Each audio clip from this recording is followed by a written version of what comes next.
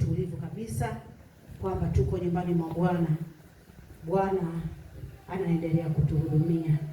Naomba tuombe kwa ajili ya maneno ya Mungu. Mfalme wetu wa mbinguni, tuko tena mbele zako asubuhi ya leo. Tazama kundi hili liko mbele yako, mfalme mwema, limekaa kwa utulivu, kwa amani, kwa furaha, mfalme mwema, kwa sababu ni wakati wa kusikiliza neno lako. Mfalme wangu liya hai, nami nimesimama mbele ya kusanyiko la watakatifu wako. Nami ni kwamba uko Roho Mtakatifu wa kusaidia, wa kuongoza, na zaidi wewe Roho Mtakatifu ndio mwalimu ulio wa kweli, na ndiyo uliokuwa wa uhakika ndani ya neno hili la Mungu. Bwana, uwe pamoja nasi katika jina la Yesu. Amen. Amina. Bwana Yesu asifiwe. Basi tutaenda kujifunza maneno ya Mungu asubuhi ya leo. Maneno ya Mungu asubuhi ya leo. Neno la Mungu ndio chakula chetu. Neno la Mungu ndio uhai wetu. Neno la Mungu ndio uzima wetu. Neno la Mungu ndio dira yetu ya kumuona Mungu. Kwamba unapojifunza neno la Mungu, unapolisikia neno la Mungu, hofu inazaliwa, na hofu inakupelekea kumjua Mungu zaidi. Sema amen. Amina. Miaka 13 ya moto wa uamsho. Tunamtaka Bwana na nguvu zake. Pamoja na Bwana.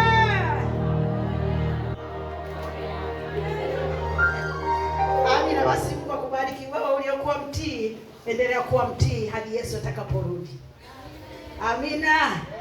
Amina. Basi tutaenda kujifunza maneno ya Mungu, habari inayosema kwamba mbio za imani, mbio za imani, mbio za imani. Kitabu cha Waebrania ile sura ya 12, Waebrania 12 na ule mstari wa kwanza kabisa. Mbio za imani. Kwa nini tunasema mbio za imani? Tunasema mbio za imani kwa sababu sisi tuliookoka tunaamini kwamba wokovu upo, tunaamini kwamba hukumu ipo, tunaamini kwamba Yesu alizaliwa kwa ajili yetu, tunaamini kwamba Yesu alikufa kwa ajili yetu, tunaamini kwamba Yesu atakuja tena kutuchukua.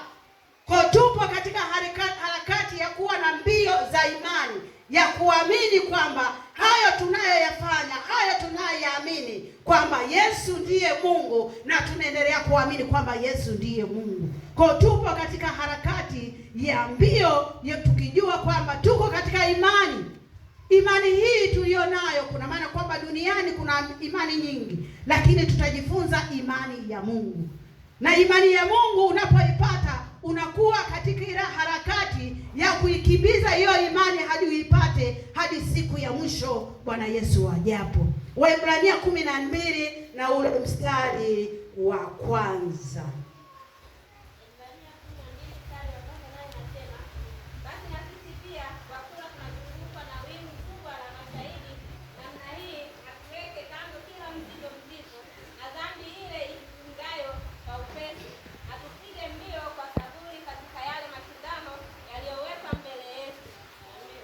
Amina. Bwana Yesu asifiwe.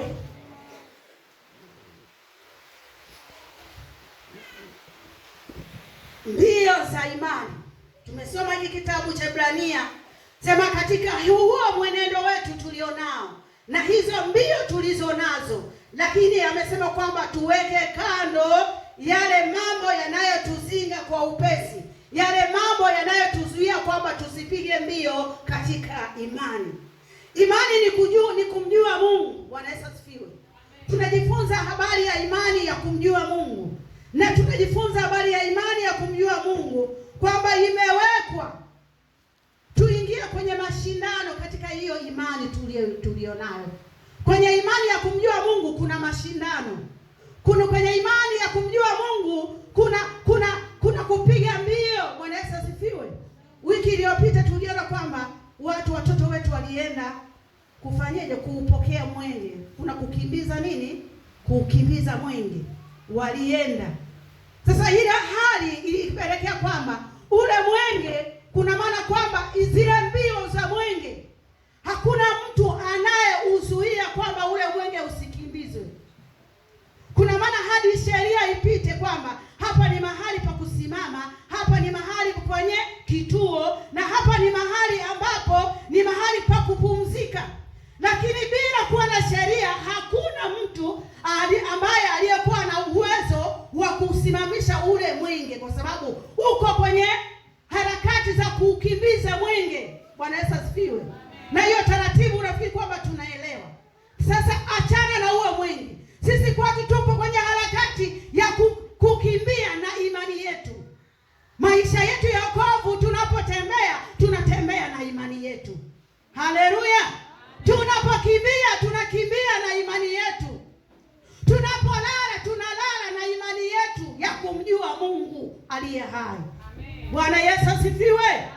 Tunatembea lakini huku tukijua tunamjua Mungu aliye hai. Kuna maana kwamba lazima tuwe na mbio za kung'ang'ania hiyo imani ya Mungu wetu aliyetupa, ambayo ni imani ya kweli.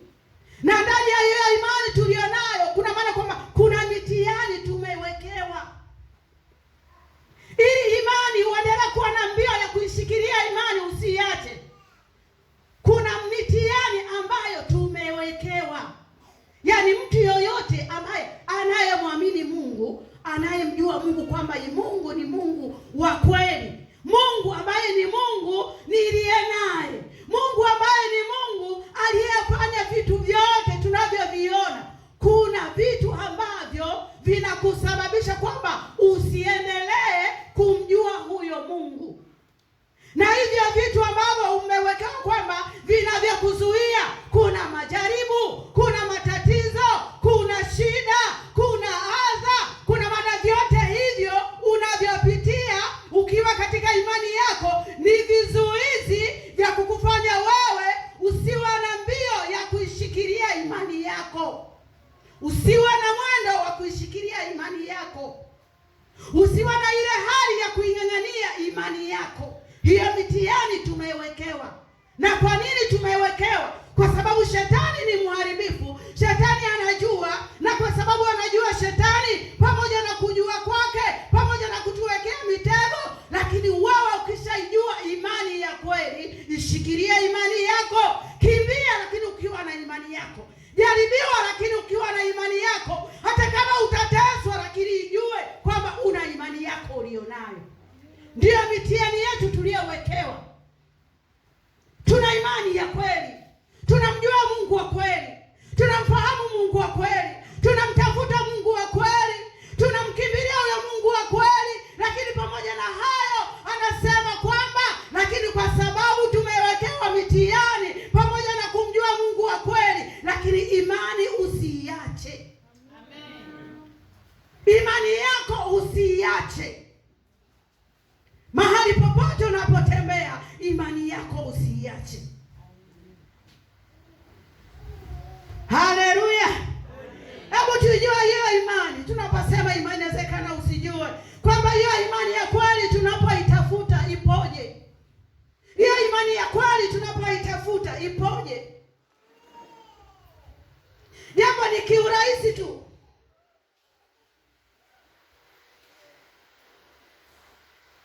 Jambo ambalo ni rahisi kwamba ni katika lile jambo unalolisema kwenye kinywa chako. Unajulikana kwamba una imani ya kweli na imani ambayo sio ya kweli. Kinywa chako kinatamka nini kwa habari ya imani ulionayo? Na watu watafahamu vipi imani yako ulionayo? Ni kinywa chako, kila unachotamka watu watajua una imani ya kweli au una imani potofu. Umeshikilia imani au umeyumba katika imani. Watu watajua kulingana na kile unachotamka kwenye kinywa chako. Unatamka maneno gani kwa habari ya Mungu wako, ya kumjua Mungu wako? Unasema maneno gani kwa habari ya kumfahamu Mungu wako? Watu wanakujua, wanakufahamu pale unapotamka kila unachokisema, kila unachokiangalia na unachokifanya. Watu wanajua hakika una Mungu wa kweli au huna Mungu wa kweli. Bwana Yesu asifiwe. imani ya kweli. Utasema maneno yaliyo mazuri ambayo yanaweza yanaendelea kukushikilia imani yako. Hutaiacha imani yako, hutaitelekeza imani yako, hutaipuuza imani yako. Unapoishikilia, kuna maana kwamba tunajua kwamba wewe kweli una imani iliyo ya kweli. Imani iliyo ya kweli inaendelea kutii. Mtu yoyote aliye na imani ya kweli, tunaongea tu mambo ya kawaida. Mtu yoyote aliyekuwa na imani ya kweli anakuwa ni mtii, kwa sababu imani aliyonayo inamruhusu kuwa mtii. Usipokuwa mtii, kuna maana una imani tofauti na ya Mungu uliye naye. Kwa mtu yoyote anaijua kwamba umeishikilia imani ya kweli, tutakujua kwa imani ya kweli, tutakufahamu kwa imani ya kweli pale utakapoonyesha utii. Utii wako uko wapi? Bwana Yesu asifiwe. Imani ya kweli inaambatana na utii. Mwalimu wa asubuhi alipofundisha kwa habari ya yule mwanamke alipokuwa anadaiwa, lakini alipotii tu kwamba tafuta vyombo, akakusanya vyombo vyake, akakusanya na vyombo vya jirani, vyote vikajaa mafuta. Alitii. Kwa ile imani ikampelekea na lile tendo likatimia. Hakika imani yake ilipelekea kwa kwamba ile jambo likafanikiwa, lakini kwa sababu alionyesha utii. Kwa kama una imani ya kweli, tutakujua pale unapotii. Haleluya. Yaani wewe ukijua kwamba unamjua Mungu wako, unafahamu Mungu wako, unamtambua Mungu wako, na unaelewa kwamba Mungu hataki vitu gani, kwamba unaelewa kwamba Mungu anataka utii, fanya utii, itikia utii, tekeleza jambo la utii, tutajua kwamba wewe una imani ya kweli. Lakini mtu yeyote anayesema kwamba ninamjua Mungu, ninamfahamu Mungu, lakini sio mtii, hiyo sio imani ya kweli. Mtu anayemjua Mungu ana imani, pamoja na imani yake anakuwa mtii, anakuwa mkweli. Haleluya. Unapojivuna kwamba nina imani ya kweli, ninamjua Mungu wa kweli, ninamfahamu Mungu wa kweli, nimeng'ang'ania Mungu wa kweli, pamoja na kusema ukweli. Haleluya. Imani ya kweli, tii katika kweli na kusema ukweli. Bwana Yesu asifiwe. Mazingira yako yote yafanye katika kweli, ukijua Mungu anataka katika kweli. Bwana Yesu asifiwe. Ndio tutajua kwamba kweli una imani ambayo imesimama vizuri kwa Mungu wako, na wewe mwenyewe unaitambua kwamba imani niliyonayo inahitajika niwe mtii, imani niliyonayo inahitajika niwe mkweli, imani niliyonayo inahitajika niwe mtu ambaye wa kumpendeza Mungu. Tutajua una Mungu, una imani iliyo ya kweli kwako. Bwana Yesu asifiwe.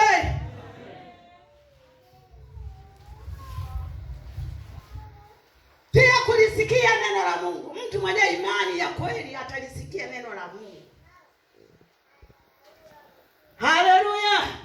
Hata kama unalijua, hata kama unalifahamu, lakini unaambiwa kwamba kwa sababu bado tunajifunza, utalisikia neno la Mungu. Utakapolisikia neno la Mungu, tutajua kwamba kweli imani yako inakuruhusu ulisikie neno la Mungu.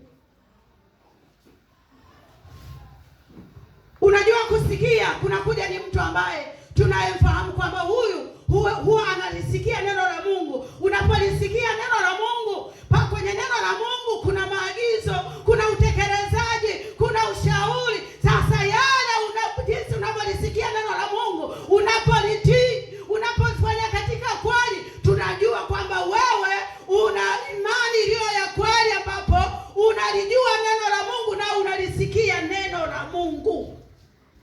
Yaani mtu yoyote aliyekuwa na imani hiyo yenye matumaini yaliyo mema, hiyo imani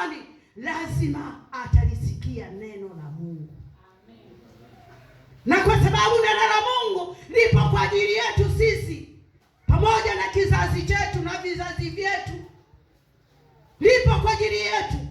Kuna maana kusikia kwetu neno la Mungu litatufanya tutaendelea kuishikilia imani yetu. Haleluya! Usiseme kwamba nimelizoelea neno. Inawezekana ukalizoelea ukahubiriwa, lakini usilisikie neno, likapita likaondoka zake. Inawezekana ukalisoma, inawezekana ukafundishwa, ukaelimishwa, lakini kwa sababu uko mbali na imani ya kimungu, huna imani ya kimungu iliyo ya kweli, bado utalisikia, lakini neno halitakuwa na faida kwako kwenye maisha yako. Ndio matokeo yake tunasema kwamba kauzoelea. Nimelizoelea neno, nimeizoelea imani, nimezoelea maisha ya Kikristo. Hatutakiwi kuzoelea. Lisikie neno la Mungu ili endelee kuishikilia imani yako katika kweli. Haleluya, watu wa Mungu. Hiyo imani ya kweli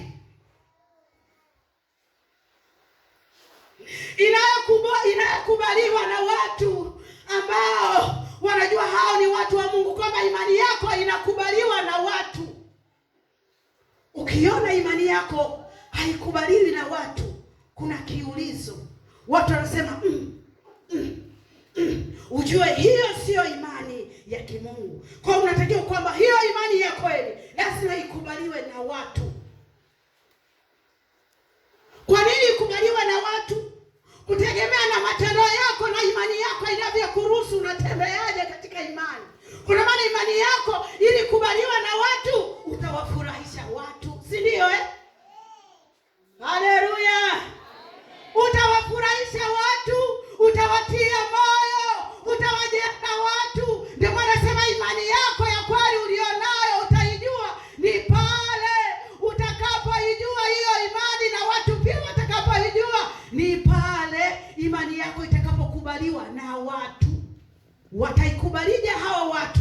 Utakapowatia moyo kwa neno lako la imani, utakapowajenga watu kwa neno lako la imani, utakapowafundisha watu kwa neno lako la imani, kwamba imani yako itakuwa faida kwa watu wengine wataifurahia imani yako. Haleluya!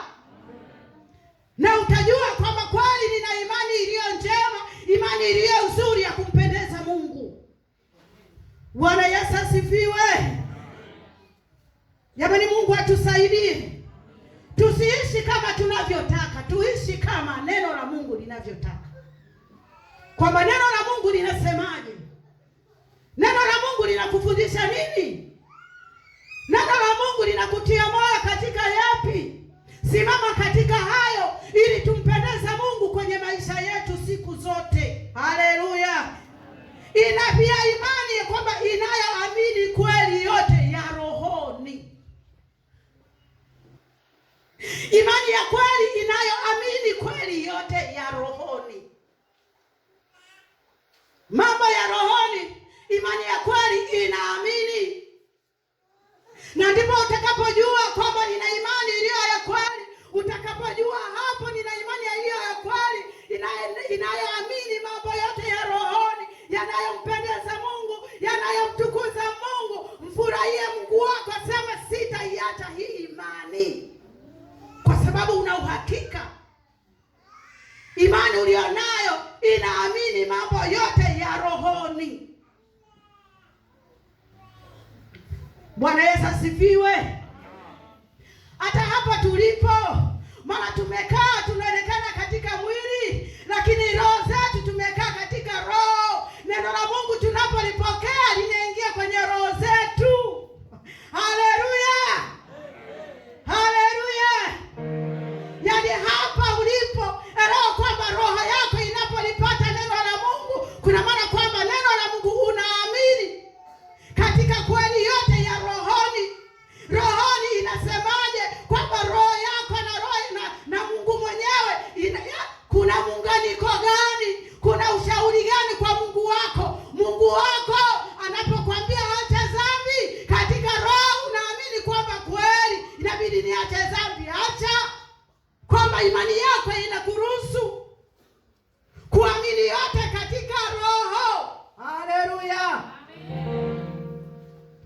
ndio tunavyoishi watu wa Mungu. Ukiishi hivyo utamwona Mungu, utaifurahia imani yako, hutaichukia.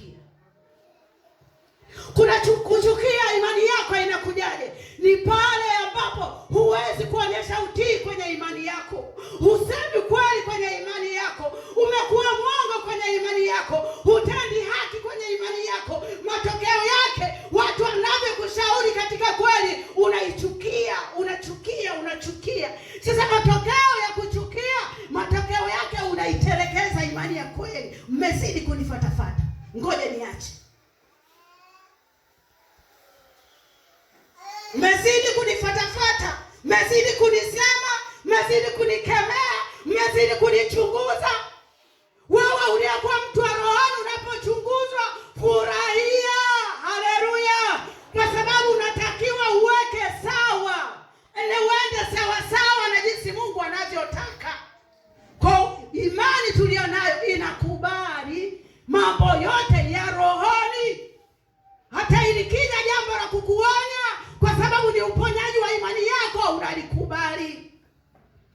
Hata likiwa tatizo, hata unategwa, kwa sababu ya imani yako unalikubali, kwa sababu unakuwa mtii, ili uiponye imani yako.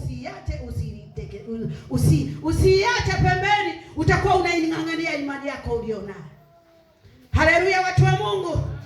Kila mtu ana imani yake alionayo, kila mtu anaijua. Je, imani yako ulionayo imefikia kiwango gani cha kukua?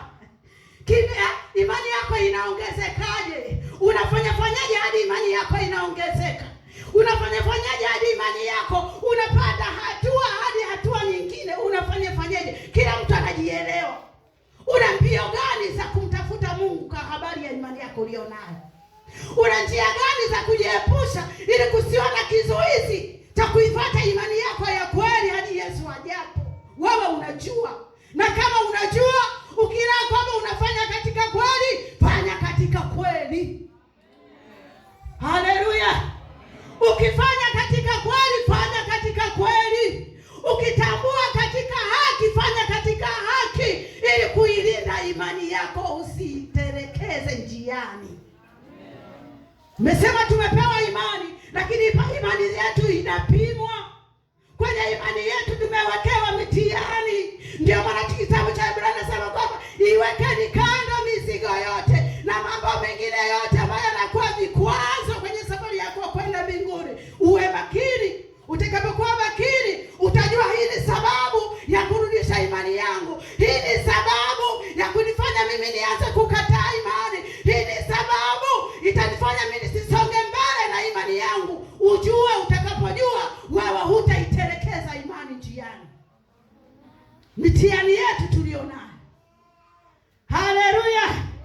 Imani yako ulionayo yeye kweli, mitihani yako unayepitia unaishindaje? Na sasa ili uishinde, lazima uifahamu. Utakapoifahamu, utajua jinsi gani ya kujiepusha. Utajua jinsi gani kulingana na imani yako vitu vinavyokuzinga kwa upesi ili uiache imani yako. Utakapoijua, utatafuta njia gani ili ninyoke nisiterekeze imani nilionayo. Wengi huwa wanaterekeza imani. Kwa nini wanaiterekeza? Kwa sababu kwa kuona kwao. Wanapoangalia macho yanadanganya. Macho tulionayo inawezekana ikawa sababu ya kuiterekeza imani ulionayo. Nikuombe mpendwa, mtu wa Mungu, macho yasikudanganye. Macho ni uzuri tu wa mwilini, kwamba uone vitu vinavyofaa na visivyofaa, lakini mwenye maamuzi ya kuyaacha mambo yasiyofaa ni wewe mwenyewe, kwa sababu imani yako inasema hiki usikifanye. Hata kama macho kinapendeza, acha, kwa ajili ya kulinda imani yako. Mitazamo tunayotazama, taingine mitazamo yetu inatupelekea hadi tunamwacha Mungu, tunaiacha imani. Jamani, tusifikia hapo. Yesu bado anatupenda, Yesu bado anatutetea, anasema hadi tuione mbingu.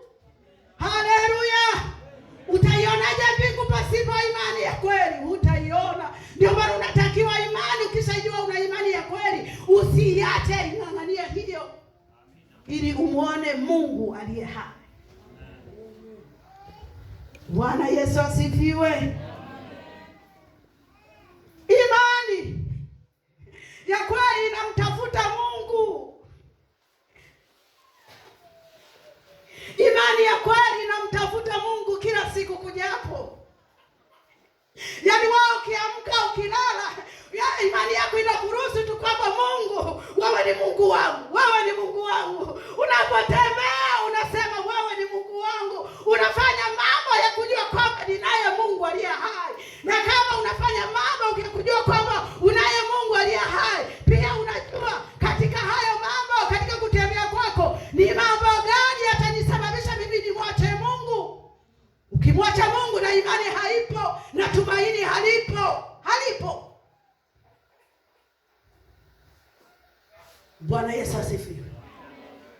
Imani ya kweli, tunapopiga mbio ya kuishikilia imani yetu, tunatembea na imani yetu, tunalala na imani yetu, tunafanya shughuli zetu na imani yetu. Jamani, katika hayo yote tunayofanya ni katika zile mbio za kumtafuta Mungu. Kwa mwenye imani ya kweli atamtafuta Mungu. Tutakujua tu unajipirikishaje kwa Mungu wako, unajipendekezaje kwa Mungu wako. Tutakujua tu Mungu anataka nini kwako. Unataka Mungu akufanyie nini, na wewe Mungu mfanyie nini. Hayo mambo mawili lazima yanaambatana. Bwana Yesu asifiwe. Tusiwe ile hali tu ya kusema Mungu ninakutaka, Mungu ninakutaka, lakini Mungu naye anakutaka wewe, na wewe pia unamtaka Mungu. Maisha yetu ya imani, safari yetu ya imani, mwenendo wetu wa imani, katika haya ukijua imani yako lazima umtafute Mungu.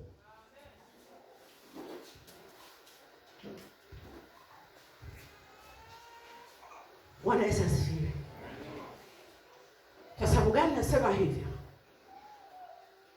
Hakuna mtu asiyesema mimi namtaka Mungu, si ndio? Na mtu yeyote aliye mwovu, asiwe mwovu, lakini kila mtu anasema mimi namtaka Mungu, mimi namtaka Mungu. Lakini katika kumtaka Mungu wako, unamtaka katika yepi?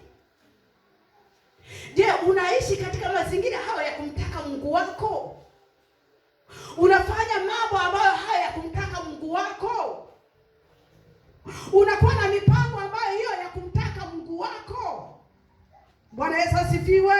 Yaani sisi tunamtaka Mungu na Mungu anatutaka sisi. Tunamfanyia nini huyo Mungu?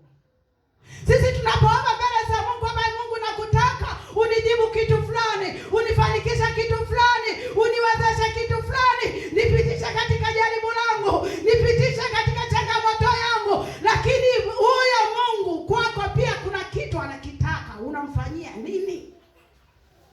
Harakati ya kumtafuta Mungu, mbio za kumtafuta Mungu. Huyo Mungu anapokutaka wewe umfanyie, unamfanyia kitu gani? Hapo pia uwe na akili. Sawa Bwana Yesu asifiwe. Yaani usipokuwa mjanja hapo, utapitwa na mambo mengi na Mungu aliye naye. Utabaki tu kusema mimi ninamtaka Mungu, mimi ninamtaka Mungu. Lakini Mungu anavyokurudi kwamba anakutaka, je, uko tayari? Haleluya. Yaani Mungu anapojirudi kwako, anaposema kwamba na mimi Mungu ninakutaka wewe, sio swala la kufa. Kufa hilo achana nalo. Mungu anaporudi kwako, anaposema kwamba na mimi ninakutaka unifanyie hiki, uko tayari hata kwa gharama? Ndio hapo tunapojua kwamba ni kweli una imani ya kweli na unamtafuta Mungu. Mtafute Mungu. Mungu ndiye madamu anapatikana na anapatikana. Ndio maana Mungu anasema yeye anasikia. Ndio maana Mungu naye pia anasema kwamba yeye anatuwazia mema, kwa sababu anatujua, anatufahamu. Lakini pale Mungu anaporudi kwako, nifanyie kitu hiki, uko tayari hata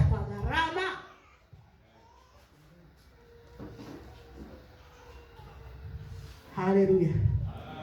Amen. Sasa tangu mwaka umeanza, mwezi wa kwanza, umemfanyia nini Mungu?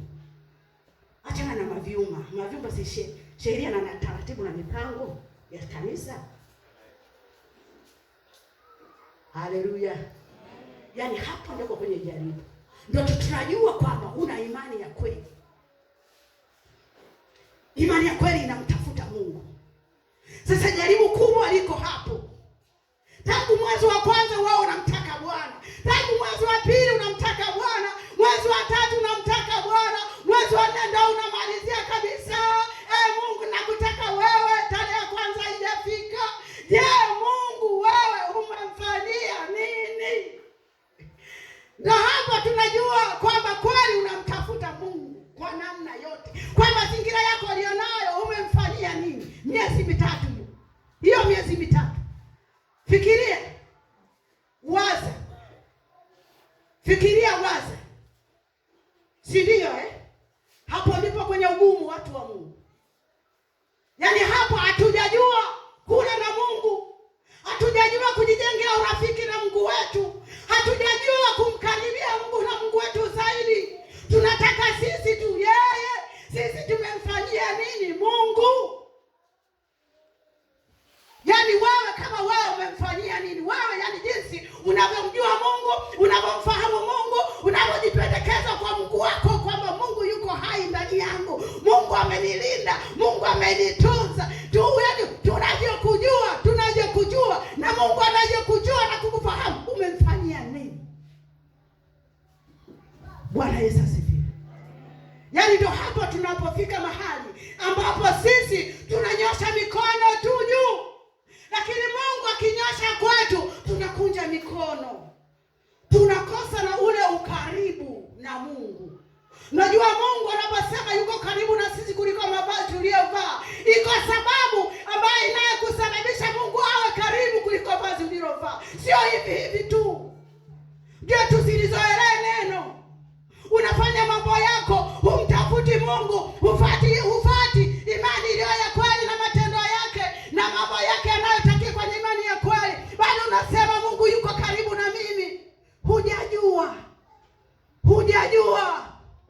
Uwe na sababu ya kumsababisha Mungu awe karibu na wewe, sio hivi hivi tu. Bwana Yesu asifiwe. Fanya mambo ya kumgusa Mungu.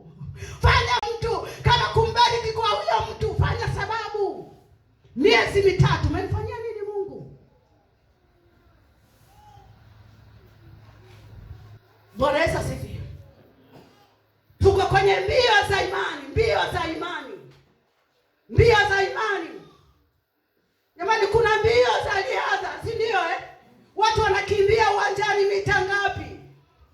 Huko njiani, kuna maana ndio maana wanaanza kusafisha nini? Wanasafisha uwanja. Wanaanza kusafisha uwanja. Waliokuwa hawajaokoka wanaenda kuzindika. Ndio maana hata uwanja wa Taifa kule kila siku wanasema kwamba wanaweka majani ya kisasa. Watu siku wanakuja wanafukua, wanapanda vitu vyao. Serikali inalalamika, inatoa gharama. Lakini watu bado hawaelewi. Wanachotaka tu wajisafishie njia zao wapate kuwa na washindi. Ndio maana hata wale wanaokimbia mbio mita 100 lakini bado kuna kusafisha njia. Mkaguzi kabla hajaanza ile riadha ile, wakaguzi wanapita. Je, kuna mchongoma? Je, kuna mwiba? Je, kuna kitu gani kitakachowazuia mtu asiache kukimbia, aanze kutengeneza kitu kilichomzuia? Ndivyo ilivyo imani yetu sisi. Tuko kwenye mbio za imani. Kwenye mbio za imani kuna mambo yanayotusababisha tusiendelee kuwa na mbio yetu ya kumshika Mungu aliye wa kweli. Mambo gani hayo?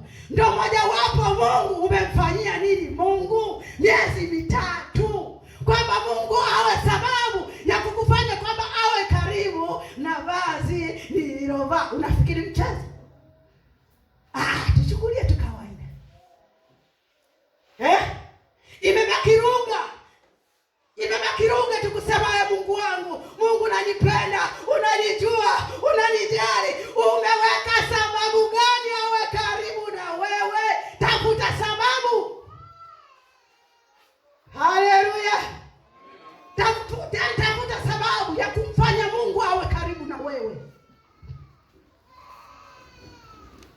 Usipolijua hilo, tunaishi tu tutaishi tu, tunaenda mbinguni, ndio. Haleluya, ndio. Yesu atakuja tena, ndio. Hukumu ipo, ndio. Uzima wa milele upo, ndio. Upo tu, lakini fanya jambo la kukusababisha kwamba Mungu awe karibu kuliko vazi ulilovaa. Usilichukulia andiko la kawaida, mpendwa. Haleluya. Ndani ya hiyo sababu ya kumfanya Yesu awe karibu na vazi ulilovaa, karibu mno, tafuta sababu, viondoa vile vikwazo vya kukuzuia kwamba Yesu akisiwe karibu na wewe. Basi katika kuondoa vikwazo, na wewe fanya jambo Yesu awe karibu zaidi na zaidi na zaidi. Sio karibu tu na vazi, moyoni. Na mnaelewa kwamba sifa ya Mungu wetu anakaa mahali palipo safi. Kama wanapata biasa barabarani, kwenye uwanja unakuwa safi, umetengenezwa, mwezi mzima unalindwa. Sembuse wao unayemjua Mungu, unaijua imani ya kweli, tengeneza imani yako ikae mahali palipo sawa, ili mbio za kukimbiza imani uwe na ushindi zaidi na zaidi. Bwana Yesu asifiwe.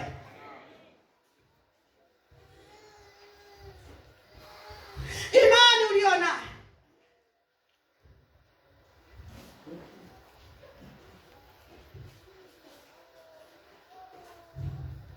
Mungu atusaidie.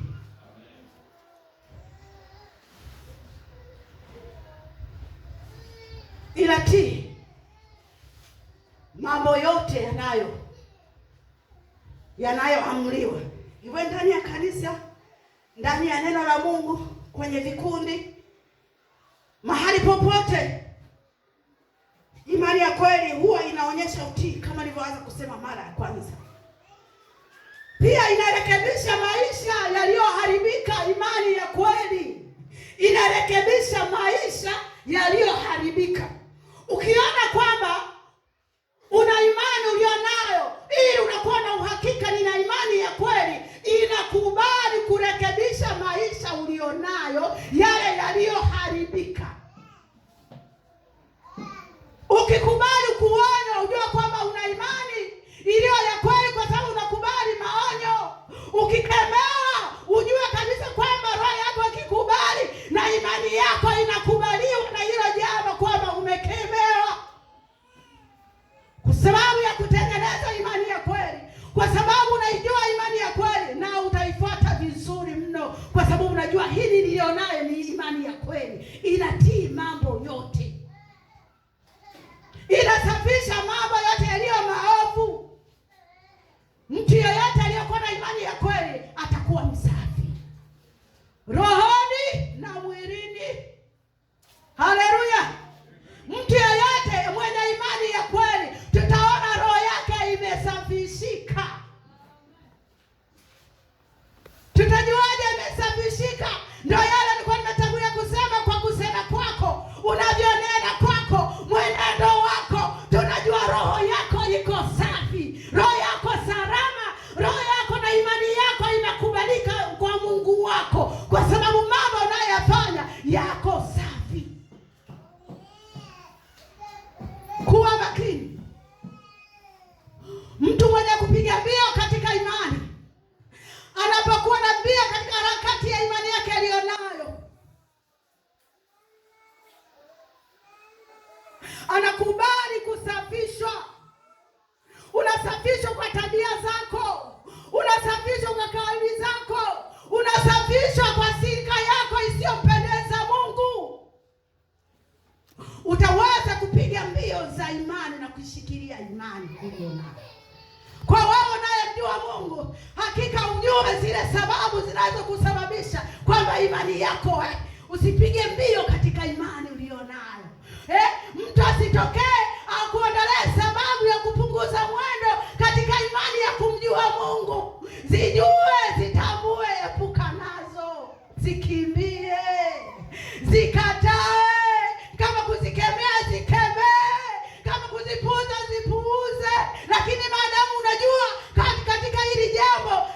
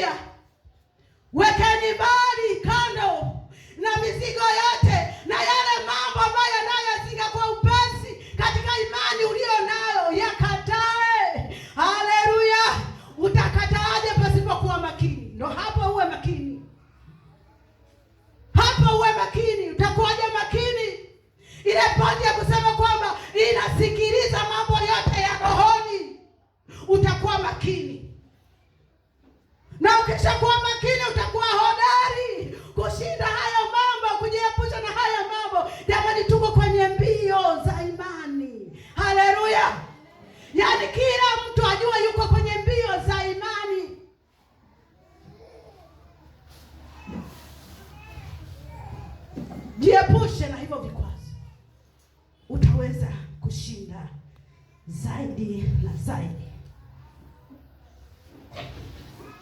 Bwana Yesu asifiwe. Ndio anasema kwamba vikwazo mojawapo, mwenendo wako, macho yako, maisha yako, moyo wako. Haya mambo matatu. Macho yako, maisha yako, unaishije?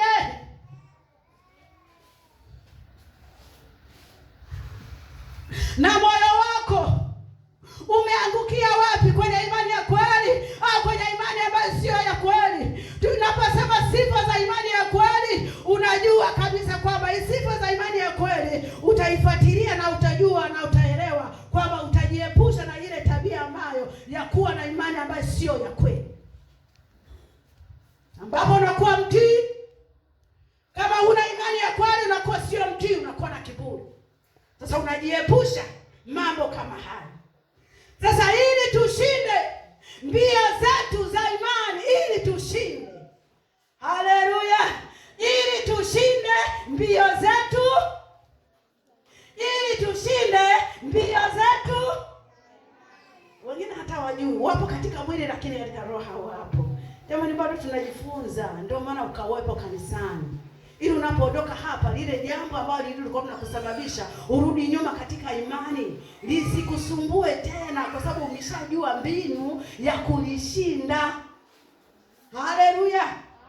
Ndio maana tunajifunza. Mungu atusaidie kumtazama Yesu kwenye mashindano yako,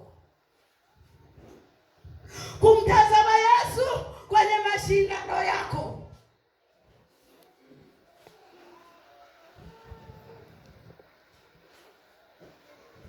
Unapokuwa kwenye mashindano, unapomtazama Yesu, macho yako na moyo wako na kila kitu kinajua kwamba unamtazama Yesu ili ushinde.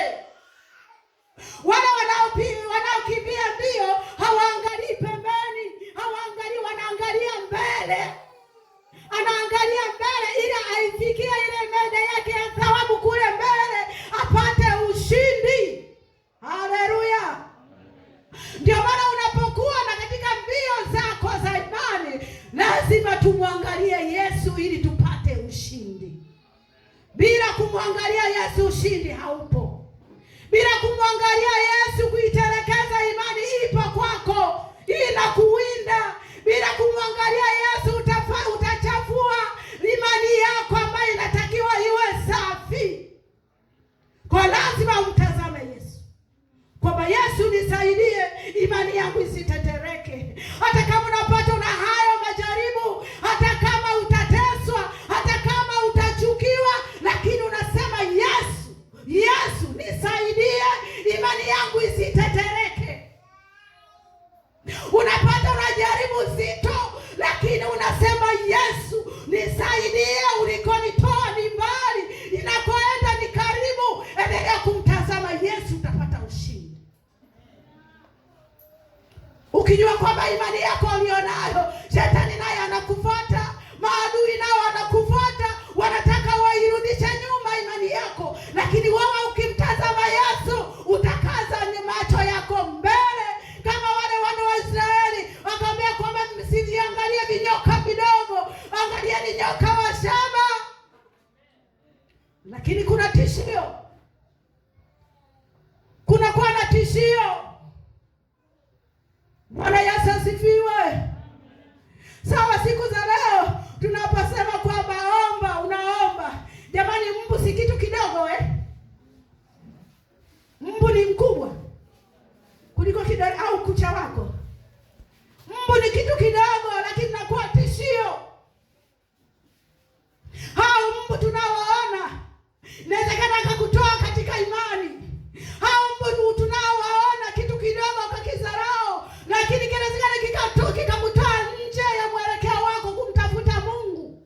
Mimi ni mwoga wa mbu. Kwa usiku ninapoamka, napendeka kuvaa nguo yangu ndefu, mtandio wangu hata miguuni kama nguo nyepesi nachukua na mtandio wangu na vuruga kabisa, kwamba ninapomtafuta Mungu wangu, ninapomtazama Yesu, mbu asinizuie, asipate sababu ya kupata kipingamizi kwa Mungu wangu. Natafuta sababu kumzuia huyo mbu, kwa sababu unajua unapoenda mbele za Mungu, unapomtazama Yesu, kusiwa na sababu, kusiwa na kishawishi kingine, unamtafuta Mungu aliye hai. Na wewe nikupe shauri, mtafute Mungu, mtazame Yesu, utashinda katika mbio zako za imani. Usiangalie vinyoka vidogo vidogo, usiangalie matatizo yaliyokuzunguka. Matatizo yapo, tuko duniani, shida zipo. Kuna shida zipo kwa ajili ya wanadamu, kwa sababu kule mbinguni hakuna shida, kule mbinguni hakuna matatizo. Kwa yote haya pamoja na adha zote ziko hapa duniani, lakini hizo zisikusababishe wewe kuto kumtazama Yesu.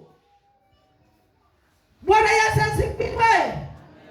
Usipate sababu kwamba hivyo vitu vidogo vidogo ambavyo vinakuwa vinakuzika kwa upesi, ili usimtazame Yesu, viache. Wamtazama Yesu, utakuwa na ushindi katika mbio zako za imani. Bwana Yesu asifiwe. Ukimtazama Yesu atakusaidia.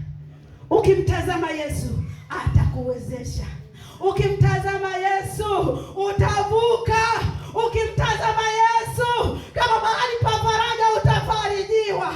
Jamani, kuna watu wanapita lakini bado wanakuwa na mtazamo wa kumtazama Yesu. Huwa hawaangalii jaribu, huwa hawaangalii shida, wanamtazama Yesu. Anajua Yesu iko siku moja jaribu litatoka. Anasema Yesu baada iko siku moja mateso yanatoka. Anasema Yesu iko siku moja kuchukiwa kutatoka, kwa sababu anajua taraja lake liko pale mbele, nguvu yake iko pale mbele, ushindi wake uko pale mbele. Vitu vingine havimsababishi kuto kumtazama Yesu. Haleluya. Vitu vidogo vidogo visikusababisha kuto kumtazama Yesu. Mwambie Yesu, nisaidie. Wewe mwenyewe hutaweza. Mwambie Yesu, nitie nguvu nivuke. Yesu, nivushe hapo, atakuvusha. Jamani, Mungu atusaidie. Tunaacha imani kwa ajili ya kuangalia vitu vidogo vidogo. Jamani, visitutishe. Na shetani kazi yake ni kutisha. Kazi yake ni kuogopesha watu. Kazi yake ni kutisha. Unaacha imani kati unajua imani yako inatakiwa iwe safi, lakini unakengeuka, unaitelekeza, unaiacha. Unasema hivi, kwa nini siku zote nikaokoka? Kwa nini nisingeokoka? Huko ni sio kuzuri, kuna maana kwamba uko mbali na Mungu. Mtazame Yesu, utavuka. Hakuna jambo lisilowezekana kwa Mungu wetu. Hakuna jambo lisilowezekana. Yohana anasema amini yote, mkiamini yote yanawezekana. Vitu vidogo vidogo, vishawishi vidogo vidogo, watazame Yesu, atakushindia.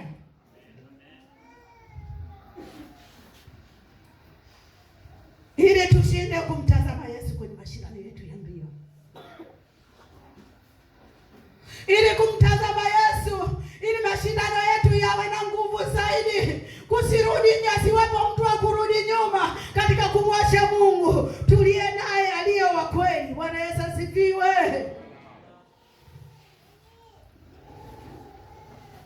Ushindi wetu mwingine upo katika kutafuta furaha ambayo Bwana aliyotuachia, ili tushinde mbio zetu za imani. Kuitafuta furaha ya Bwana aliyetuachia. Haleluya. Kutafuta amani ya Bwana aliyetuachia. Furaha ya Bwana aliyetuachia. Unapokuwa na furaha, Bwana atakusaidia, atakushindia katika hayo yote. Ukisoma Waebrania 12 mstari ule wa 2. Aliyepata namba some kitabu cha hiyo Waebrania 12 mstari wa 2 huo. Bado tunarudia 2. Naye anasema, usimtazama Yesu mwenye kuanzisha ambaye kwa ajili ya furaha iliyowekwa mbele yake aliustahimili msalaba na kuidharau aibu, naye ameketi mkono wa kuume wa kiti cha enzi cha Mungu. Ambayo Bwana aliyotupa, Bwana anatupigania ili tuipate furaha ya kweli, na furaha ya kweli tukishaipata tusiiache, na tutakapoiacha ile kwamba katika kupiga mbio kwenye imani yetu hatutakuwa washindi, kwa sababu tutakumbuka machungu kama wana wa Israeli walivyokumbuka maboga na matikiti, wakasahau wema wa Bwana, wakasahau ahadi ya Mungu alivyoahidia kwamba mtaenda kuirithi ile Kanaani iko kule ng'ambo, lakini wao wakakumbuka, wakasahau Bwana alivyowaahidi. Sisi leo Bwana ametuahidi kwamba tunapookoka anatupa furaha ya kweli. Kama anatupa furaha ya kweli, tunapopitia haya mambo mengine ya kizuizi, tujue na tukumbuke na tutafakari kwamba Bwana ametupa furaha ya kweli. Utakapotafakari, hutakumbuka machungu, hutakumbuka mateso, hutakumbuka masumbufu mengine. Utasema, Yesu nisaidie. Furaha yako ni katika Bwana. Utaiangalia furaha ya Bwana iko mbele yako, kwa sababu ushindi uko mbele yako. Bwana Yesu asifiwe. Kwa kutafuta furaha ambayo Bwana ametupa. Na ukisoma pia ile Luka 15, tutasoma 15 mstari wa 6. Jambo la tatu, ili tushinde, nguvu ya kushinda kiroho. Hiyo nguvu ya kushinda kiroho inapatikana kwenye upendo, neema, rehema na kujua msaada wetu upo kwa Mungu.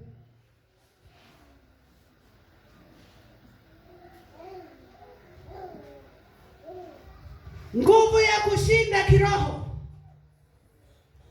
Ili tushinde mbio yetu ya imani, uwe na nguvu ya kushinda kiroho. Na ndani ya kushinda kiroho kuna vitu ambavyo vinahitajika uwe navyo: upendo, neema ya Mungu uwe nayo, rehema ya Mungu kwako uwe nayo, pamoja na kujua msaada wetu upo kwa Mungu. Msaada wetu upo kwa Mungu. Utakaposema kwamba msaada wako uko kwa Mungu, kuna maana unapewa nguvu nyingine katika mbio yako ya imani ili uishinde. Unajua msaada wako uko kwa Mungu, Mungu atakusaidia zaidi. Ukisoma Waebrania 4 mstari wa 16 inazungumzia hiyo habari pia. Haleluya. Inazungumzia hiyo habari pia, kama katika kumtazama ili ushinde, uwe na nguvu za rohoni. Na nguvu za rohoni zinakujaje? Ndo pale kwamba unamtafuta Bwana, unamtafuta Mungu. Imani ya kweli inamtafuta Mungu. Na kama unamtafuta Mungu, mtafute mahali palipokubalika kumtafuta. Wewe mtafute. Unamtafuta kwa njia gani? Wewe unajua kwa njia gani, unaelewa. Lakini kila mtu anapitia na mazingira aliyonayo, lakini usiache kumtafuta Mungu. Yeye Mungu anasema yeye anapatikana, lakini hata kama anapatikana huyo Mungu tuliye naye, lakini Mungu naye ili atuweke sawa kwenye imani yetu imalike, tuwe washindi, Mungu naye anajirudi kwetu pale Mungu anapotutafuta, na yeye na njia zake tuko tayari kuzikubali njia za Mungu ambazo hazichunguziki, ili uimarishwe kwenye njia zako, kwenye mbio zako za imani. Mungu naye anayo sababu ya kukutafuta wewe ili uimarike kwenye mbio zako za imani. Kuna maana uwe tayari. Anakuja kwa radhi, wewe uwe tayari. Haleluya. Hata kama atakuja kwa moto, wewe uwe tayari. Maadamu unataka Mungu akuimarishe imani yako, uwe tayari. Mara nyingi huwa tunaweka kikwazo Mungu anapoturudi sisi, Mungu anapotutaka sisi, Mungu anapotaka kuwa karibu na sisi, tunakuwa na vikwazo, tunakuwa na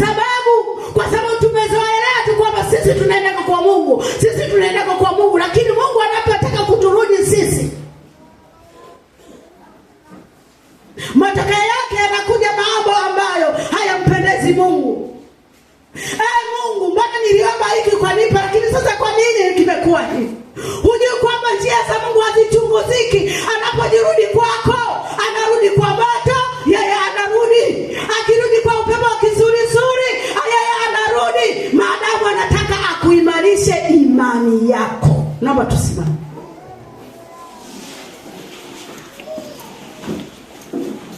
Bwana Yesu asifiwe.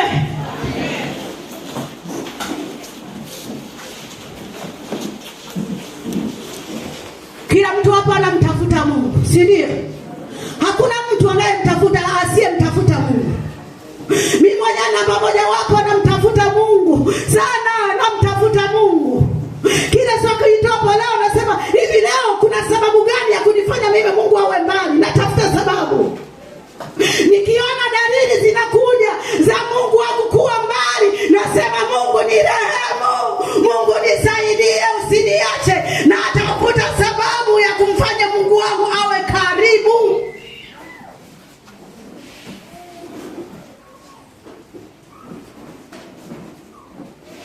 Tafuta sababu ya kumfanya Mungu awe karibu na wewe, ili aimarishe mbio zako za imani. Je, uko tayari Yesu atakaporudi? Je, uko tayari? Tuko tayari Bwana atakapotumia njia zake hata kwa upepo mkali? Uko tayari? Lakini yote katika yote tunamtaka Bwana awe pamoja na sisi. Tunamtaka Bwana kwenye mbio zetu za imani asituache. Sasa ili asituache, tumtazame Yesu. Haleluya. Yaani wewe usiangalie masengenyo, wewe usiangalie, sawa na watu wengi huwa tunajikua hapo. Watu wengi huwa tunapotea hapo. Usiangalie, muangalie nyoka wako ya shamba. Nyoka wa shamba yeye ana nguvu zote. Haleluya. Yeye ana ushindi wa kukushindia wewe. Yeye ana tumaini la kweli. Ukiangalia pale, ukimtazama huyo Yesu, atakuvusha salama. Mungu atusaidie.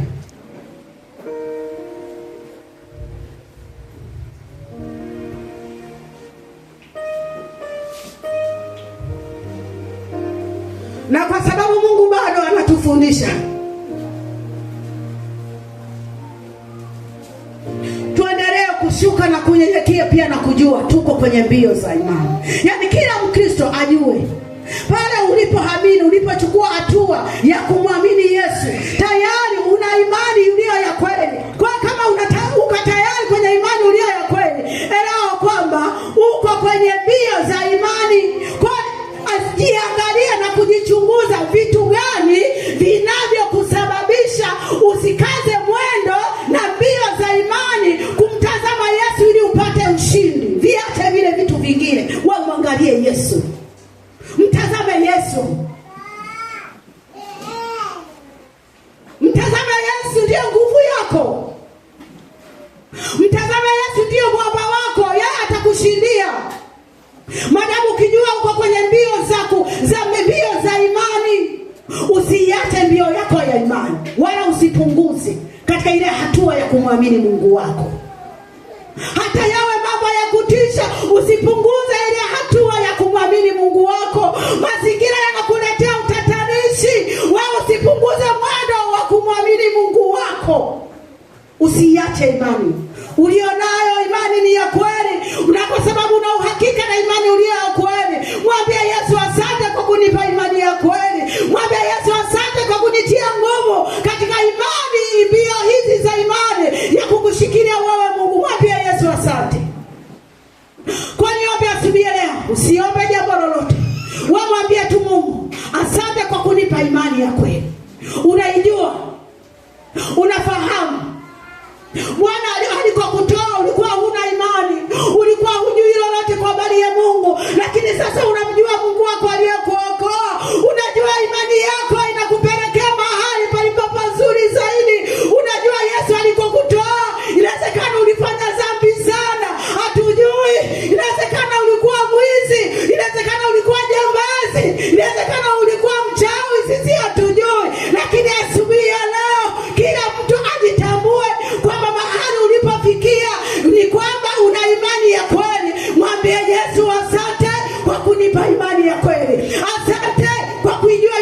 kweli. Nyosha mikono yako tukamshukuru Mungu wetu. Tukamshukuru Mungu wetu. Hapa ulipo ni kwa sababu ya kujua imani ya kweli. Haleluya. Kumfanyia Mungu wako ibada ni kwa sababu ya kujua kwamba Mungu wako una imani ya kweli. Haleluya. Maisha yako aliyo nayo ni kwa sababu una imani ya kweli. Ni vizuri tukamwambia Bwana Yesu asante kwa kutupa imani ya kweli. Asante kwa kutupa ushindi. Mwambie asante Bwana alikokutoa hata huko na kwenda Bwana atakufikisha. Maadamu katika imani yako unamtazama Yesu. Tuombe.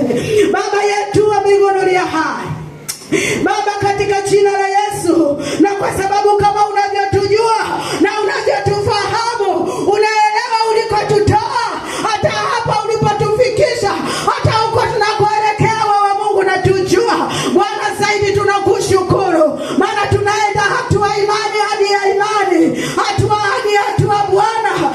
Yesu tunakushukuru kwa ajili ya imani uliyotupa, kwa ajili ya imani uliyotujalia, kwa ajili ya imani uliyotutendea, kwa ajili ya neema hii ya kujua imani ya kweli. Baba asante, asante Yesu, asante Yesu, asante Yesu uliyetupa neema ya kujua imani ya kweli Baba, ya kukujua kwamba wewe ni Mungu Baba. Asante ya kukutambua kwamba wewe ni Mungu Baba. Asante ya kujua kwamba Yesu ulikufa kwa ajili yetu Baba. Asante, asante hata ulipofufuka ukasema yote yamekwisha Bwana, kwamba unaenda kutuandalia makao Baba. Asante, asante Yesu, maana unatupenda mno Bwana, kutupa imani ya kweli, kutupa tumaini la kweli, kutupa matarajio yaliyo mema zaidi Baba.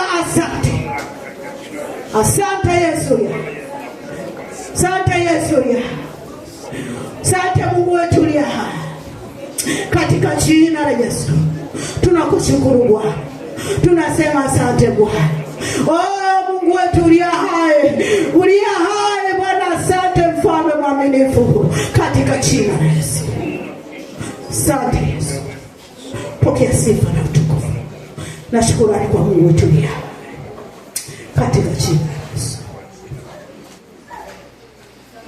Usiondoke na shida yako, usiondoke na tatizo lako, usiondoke na ugonjwa wako. Yesu yupo kwa ajili ya watakatifu. Yesu yupo kwa ajili ya kuhudumia watakatifu. Nikanimisha hapa mbele, wewe unahitaji maombi asubuhi ya leo. Yesu yupo. Yesu yupo. Yesu yupo.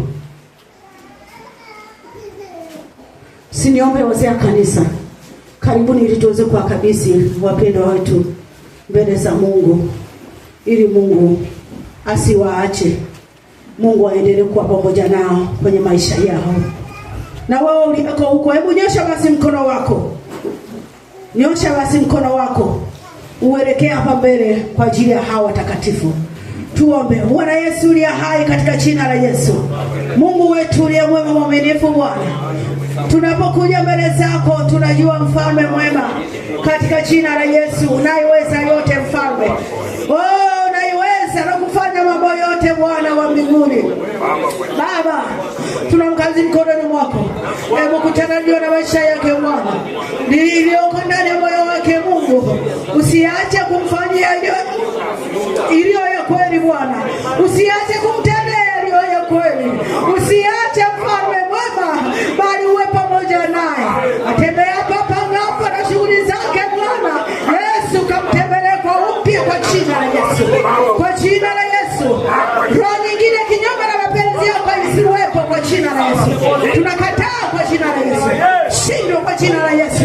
Tunafunika kwa damu ya Yesu uliye hai. Yesu uliye hai mwaminifu. Tunakushukuru Bwana.